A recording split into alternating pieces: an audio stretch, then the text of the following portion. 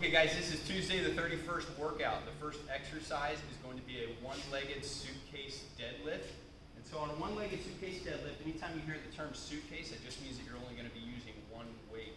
Now, if my base foot is my left, then the weight will be on my right side. So the reason why these are opposing is if I have the weight right over my leg, this is going to make it a way easier exercise and it's not nearly going to affect my pillar core as much. But if I have it on the opposing side, to where now it comes all the way across, then I'm actually going to get quite a bit more pillar core. Now my goal on my deadlift is I drop, and this is floating, but it's not cantilevering out, right? And I want to try to have my weight distribution still in my heel, thighs 45, back 45. So as I drop, and of course I'm still pressing and pushing my hips forward to have an open hip position by the end of it. And remember that weight distribution should be on your heel. Even though you're folding over, you don't want to have it on the balls of your feet. That means that that turns into anterior stress, not posterior stress, and so that affects my knee quite a bit more. And I don't get nearly as much out of my glute on that one. Walkout push-ups is going to be the next movement. So my feet shoulder width apart, I drop into my push-up position. When I'm hand walking from fingertip to the palm, fingertip to palm, fingertip to palm. Once my heels are down and my palms are down, then I walk back. Not big steps, same distancing from fingertip to palm. And then I repeat, okay?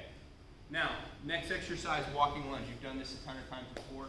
Just remember that I want you to try to step all the way through the movement instead of matching up your feet. So I start in my 90 in the front, 90 in the back, slight tilt with my upper body, okay? And then I step, walk all the way through, again, 90 in the front, make sure that you're not completely perpendicular, and then all the way through again. If you stagger your foot position, it'll make it a lot easier for balancing. So if I'm stepping on this crack, as I step here, if I'm lined up with that crack, my lateral balance is going to be a lot more off. So staggering will help a lot.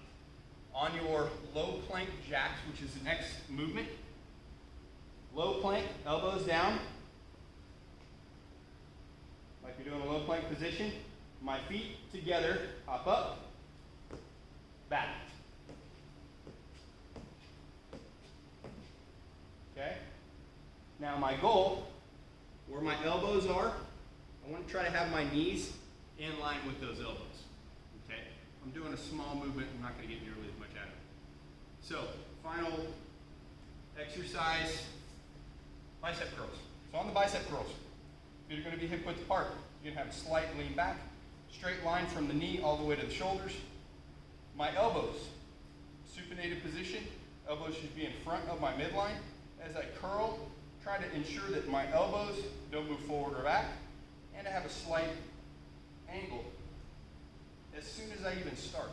And so what that does is that angle creates more of that 9.1 forward gravity, pressing down on that bicep along with the weight, and you contracting on your own, not just letting the weight do it for you, to get a really good localization for bicep. So next movement for Metcon is the Highlanders. Now, we're going to do the Highlanders without weight first. It's almost like a seal jack. So I extend out here, 4 palms down. Okay, laterally this is going to be harder. If I'm holding the bells later, where it's a thumbs up position, that's going to activate more anterior delt. This will activate more medial delt.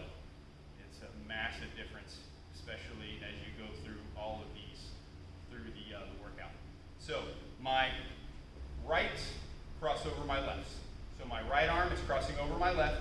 My right leg is crossing in front of my left. I come back, and I'm switching each time. Now my left is over my right, and my left is in front of my right. Now when it comes to bells, these are only 10 pounds, and this is tough, right? So I extend out, I cross, and back.